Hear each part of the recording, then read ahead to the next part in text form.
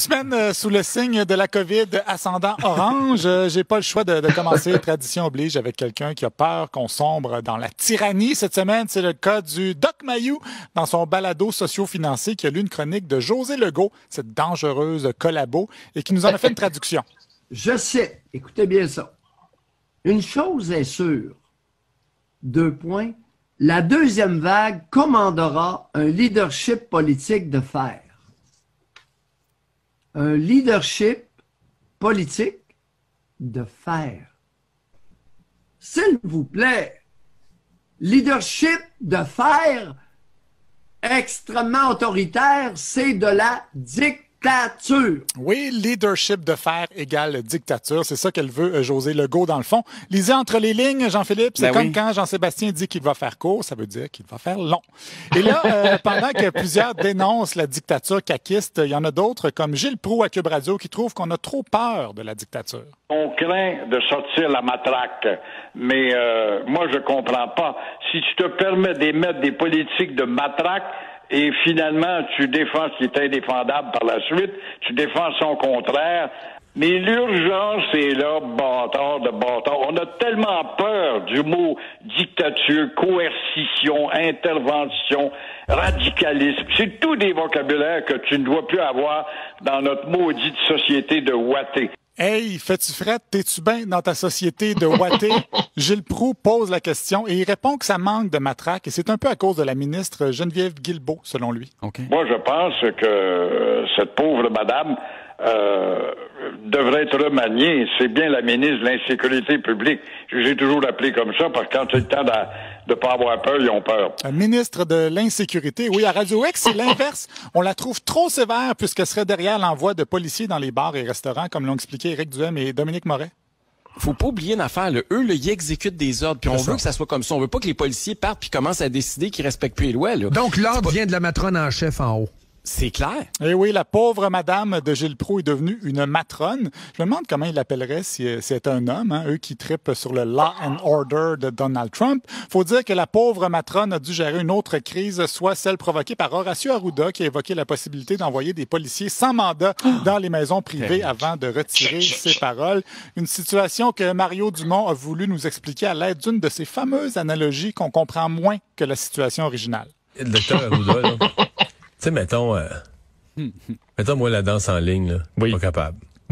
Du tout, là. Je pogne pas ça, la danse en ligne. Tu vas tourner du mauvais bord, tu vas foncer dans quelqu'un. Mais mettons que tu me l'expliques bien, là. Je vais peut-être pouvoir faire, mettons, 5 fois le cycle, tu comprends? Tout tourne.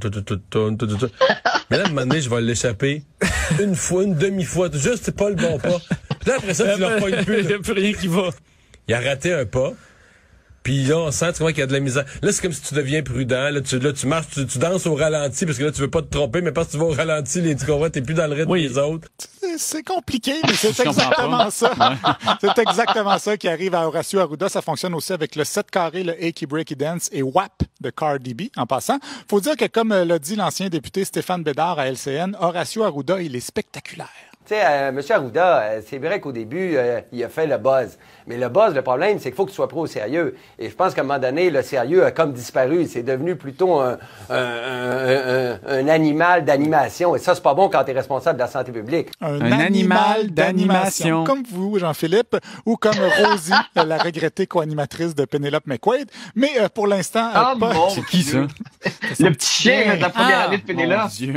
Mais pour l'instant, pas de police dans les maisons. Beaucoup de délation. Par contre, quelqu'un a publié cette semaine une vidéo d'Éric Lapointe et de Rick Hughes qui font un spectacle improvisé devant le maire de Drummondville avec pas de distanciation. Un spectacle aussi troublant que la visite de Simon Proulx au village québécois d'antan.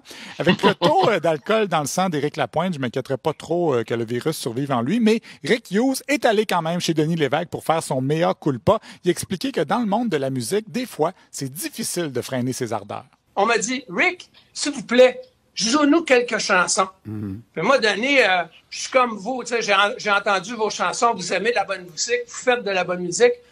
Votre musique, quand je l'écoute, elle me fait du bien, elle m'aide à passer à travers des choses. Ben moi, quand je fais de la musique, ça fait la même chose aux gens en face de moi. Ah oui, donc, c'est ça. moi, C'est le propre de la musique. Oui, sûr. la musique de Rick et de Denis Lévesque nous font du bien en ces temps difficiles. Je suggère d'ailleurs à ceux qui sont malades d'écouter le dernier album de Denis Lévesque. Ça va changer le mal de place. Mais surtout, le gros problème, c'est que Rick, il est trop populaire. Les gens, ils sautent dessus. Ben. C'est drôle à dire, pas qu'ils me sautent dessus, mais qu'ils me voient arriver puis ils font « Ah, Rick, j'ai toujours voulu une photo avec toi. J'ai toujours voulu une photo avec toi. » Mais moi, il faut que je dise, ben non, c'est pas le temps. On est en distanciation sociale, puis fait que, qu'est-ce que tu veux? Faut que je reste chez nous. Je peux plus sortir. Ben oui, Rick Hughes est trop populaire pour pouvoir sortir de chez lui. Êtes-vous capable de me nommer une chanson de Rick Hughes, Jean-Philippe? Oui. Parfait. C'est exactement ce que je disais. Mais c'est quand même inquiétant que les mesures soient pas toujours respectées par les fans de rock and roll qui réclament plus de liberté, comme l'expliquent Bernard Drinville et Luc Lavoie. Manger de la M, là, puis nous autres, on fait le party, puis si on se contamine, puis on va en contaminer d'autres, ben... C'est notre problème. Hein? Ben non, c'est justement pas ton problème, bonhomme. Ben je le sais que ça l'est pas, mais c'est comme ça qu'ils pensent. Je me moque d'eux autres. Ben, n'oublions pas le mot d'ordre. Liberté! Liberté! La liberté! Je m'ennuyais de Luc Lavoie. On lui de son rire. Merci beaucoup, Olivier.